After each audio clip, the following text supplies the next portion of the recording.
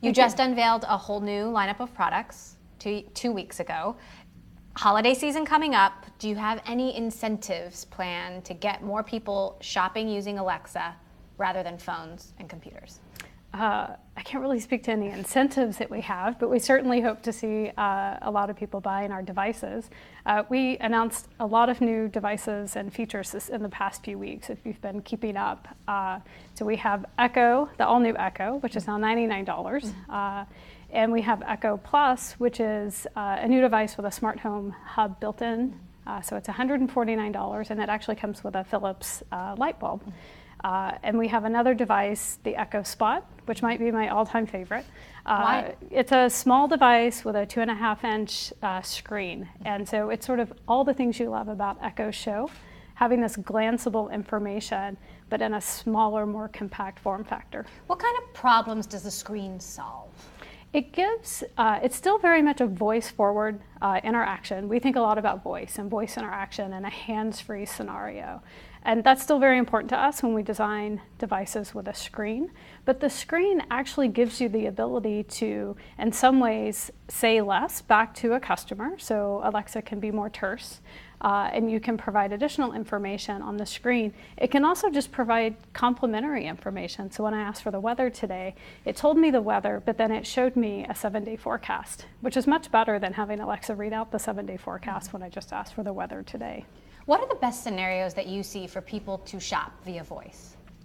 Because this is still a behavior that's being learned. Yeah, it's hard. It's actually a really hard problem because there's so much to shop for. And how do you narrow down the products that you want? And so how we started that, and the team has done a really great job at iterating on that experience, is we first started with your order history. And it's Prime enabled, Prime sort of items, so that there's a higher likelihood that it's a product that you've purchased before. And really the work is on us to provide you back with one, maybe two items that you want to purchase versus giving you a full page of search results. Music is the #1 use case right now. If people aren't shopping, is that a problem for Alexa? Does that change the direction of the future of the device? No, and for us, we look at a bunch of different services that are provided on the device. We have our Amazon Music Unlimited. We have Smart Home, which is a big category for us. You mentioned music as a high use case, but Smart Home is actually growing significantly. So customers are finding it delightful to be able to control their home, and then they're buying more smart home devices on Amazon. And so that's not necessarily through Alexa, but it's part of the overall experience. So what are the challenges that still remain to get more people to do this? What are the challenges that you are most focused on? I am most focused on trying to reduce friction for customers and drive towards what we call our customer experience North Star. And really the idea there is that Alexa is more human-like. So it's conversational. We can shorten the path from where the customer's starting and where they want to be with less and less work on their part. So is Alexa going to be responding with the uh-huhs like the SNL skit? Maybe. That's sort of I joke that is completely what another human would do if someone was telling a very long story. And so, how much further can you go when it comes to just understanding natural human language, whether it's, an adult talking or a child talking, or are we there when it comes to how much improvement can be made? Oh, we're definitely not there. It's day one, super early stages. I mean, we like to say we're at the tipping point of machine learning and artificial intelligence. And so I think we'll see a lot of improvement over the next few years even. How so? I just think the technology is there, and having ourselves included, but developers being able to build features in a cloud that's sitting on top of AWS allows for a lot of compute power, and I think that you'll just see a ton of innovation out of that. So what's missing from Alexa? What's missing? I think part of it is that kind of North Star human, sort of conversational behavior. Alexa and the skills that we have today are great at reducing friction and making the customer experience very delightful.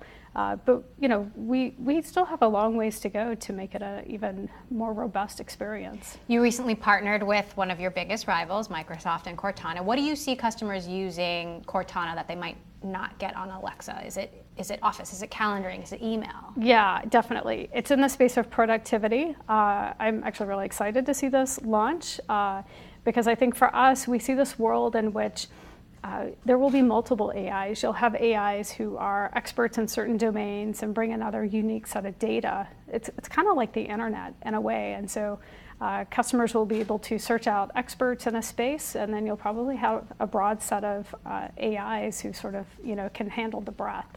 Will we see you partnering with other rivals like Google, like Apple with the HomePod coming in December? Why not? How do you make those calculations? For us, it's very customer focused.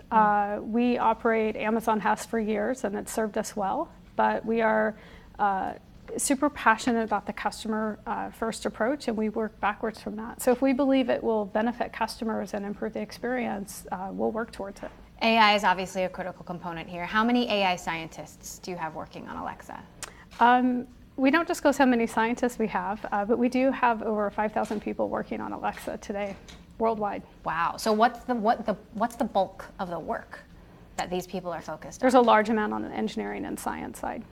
But we have we have disciplines from all over. We have voice user interface designers, you have business development, product teams. It takes a village to kind of build and operate and ship a product. You recently expanded to India and Japan. Mm-hmm. How are those efforts going, and what's coming next? Yeah, they're going great, actually. You can imagine I'm a little busy this fall season, so with all of our announcements. And yeah, we're really excited to get Alexa into new marketplaces, India, Japan. So far, our internal beta customers are loving the product. On that note, what are you bracing for this holiday season? If it's not, if you can't talk to incentives for shoppers, can you talk about volume? I mean, Alexa is now being sold in Whole Foods. What are you expecting when it comes to holiday shopping, people wanting to give this as a gift this holiday season? Yeah, we are expecting a big season. We have a lot of devices out there. At this point, we really like the idea of having a device for any room in the home, and I think the portfolio that we have launching this year is a strong one. And what are the trends that you're actually seeing when it comes to shopping in particular on the device? Some of the trends we see with shopping are people reordering common household goods, so your consumable products. I use it a lot for replenishment. I also use it in another way, which is I'll buy direct, but I add stuff just into my shopping cart. So if I kind of need to pick something out later, I'll just dump it in my shopping cart with a simple, add shaving cream to my shopping cart and select it later. But that's a big, it tends to be a big use case for our customers. So is the vision for Alexa sort of the center of a whole network of home devices, or is it the home device in the home? Well, we see Alexa as being this ambient, experience in the home, and customers can invoke this experience wherever they are. We also see that going outside of the home. We've announced partnerships with automobile manufacturers, so Alexa will be embedded in some of the cars. BMW is one of them. We have a partnership with the Wen, so then when you're traveling for business and you're checking into a hotel, you can experience Alexa there. So we see that going beyond the home as well. Do you see home security potentially as an area of interest? Potentially. And then going beyond the home, what do you mean by that? More like the auto space is an example, or hotel rooms. Obviously, Amazon and Alexa got a huge jump on this market, but now the competitors are there. What are you doing to stay ahead? Like, is there anything that you see your rivals doing that is impressive? You're going, huh? Yeah, I mean, I'm impressed with a lot of the innovation that's happening in this space. We are super focused on building new features and skills for our customers. We stay very focused on that, and we think in the end customers will win with the innovation that's coming out of the space.